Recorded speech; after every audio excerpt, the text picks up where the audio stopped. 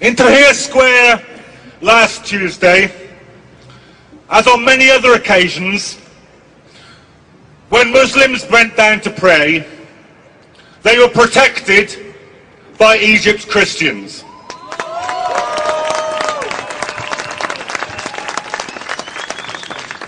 Tomorrow, I've just received this message from my friends in Tahrir Square right now.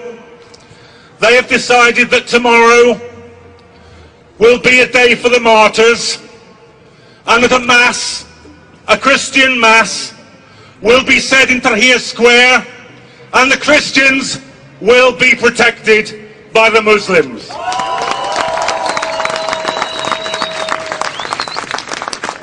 So my message to David Cameron today is this: don't lecture us about British values. I'm interested in Egyptian values. I'm interested in the values of the Egyptian revolution. It's no mistake, you know, that speech is made by Cameron today. Perhaps no mistake, it's made in all places in Munich today. Because the BBC rants this morning about the threat of the Muslim Brotherhood taking over in Egypt, and at the same time the Prime Minister of Britain is ranting in Munich about the threat from the enemy within. Now let's be absolutely clear.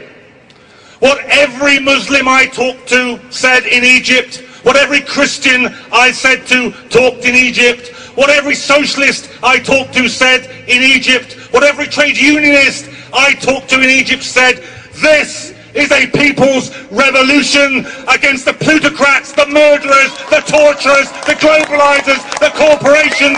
That's the revolution in Egypt. What incredibly brave people they are. What incredibly brave people they are. Organised so brilliantly. When I went into Tahrir Square, as Tarek said, there was cooperation between the army, at least some of the rank and file soldiers.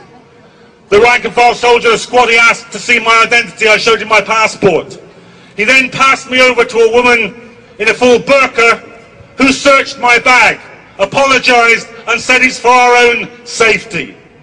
Now I recommend this policy to the British Airports Authority.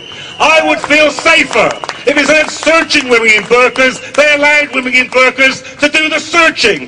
That would be a value worth having in Britain today. And we all know what the link is between this and war. Because just imagine this for a moment. Just conduct now in your own mind this small thought experiment. What if there had been no war in Iraq? What if there had been no million dead, no occupation? What would now, after Tunis, after Cairo, after Egypt, what would the headline that we would be reading say? I think it would say this: Saddam Hussein's regime shaken to its foundations by mass demonstrations in Baghdad. That's what it would be reading. And that is the way that we would be dealing with all the Arab dictators. It is people power. It is the power of revolution. It is the power of self-organisation, which is the only way that it is worth getting rid of dictators. Now the Egyptian revolution as we speak is on a knife edge. We've seen it this week, the beauty of the revolution occupying Tahrir Square, the ugliness, the depravity, the brutality of those mobs of plainclothes policemen, of hired thugs trying to drive the revolutionaries off the square. And then that fantastically brave response as they pushed them all the way down Tahrir Square and out the exit by the Egyptian Museum.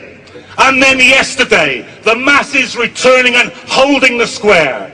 Today, as we meet here, they're arguing with the army officers. A senior army general has just spoken from the platform in Tahrir Square and said, I'm worried you're being manipulated. But the people there are chanting, We won't go until he goes. We won't go until he goes.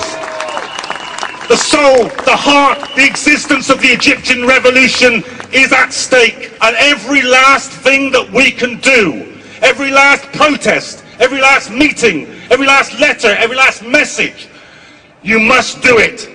Because this revolution is a profound revolution. It can alter the whole imperial architecture of the Middle East. It can deal at one moment the single biggest blow that could be delivered to Islamophobia. It can give a beacon of hope to working people and poor people the globe over.